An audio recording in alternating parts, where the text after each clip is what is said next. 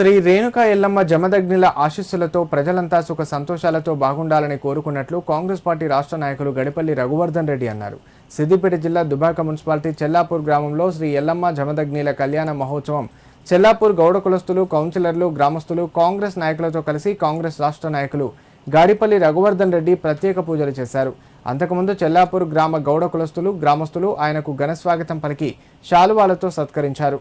ఈ సందర్భంగా ఆయన మాట్లాడుతూ గ్రామంలో మీసాల వేణుగోపాలస్వామి దర్శనానికి ఎప్పుడు వచ్చేవాడినని, ఈ సంవత్సరం శ్రీ రేణుకా ఎల్లమ్మ జమదగ్నిల కళ్యాణ మహోత్సవంలో పాల్గొనడం ఎంతో సంతోషంగా ఉందన్నారు.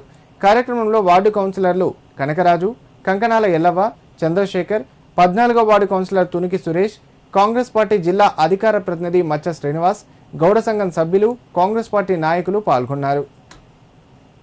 ఈరోజు చెల్లాపూర్ గ్రామంలో రేణుకా ఎల్లమ్మ వారి ఆలయం సందర్శించడం జరిగింది.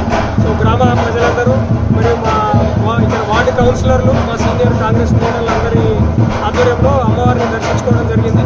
సో ఈ చెల్లాపూర్ గ్రామంలో ఇంతకుముందు చాలాసార్లు వచ్చాను. వేణుగోపాల స్వామి టెంపుల్ కూడా చాలాసార్లు దర్శనం చేసుకున్నాను. సో ఎల్లమ్మ దయ వల్ల అందరికీ ఆయన ఆరోగ్యాలు, అందరికీ అశ్చర్యాలు సంప్రదించాలని కోరుకుంటున్నాము.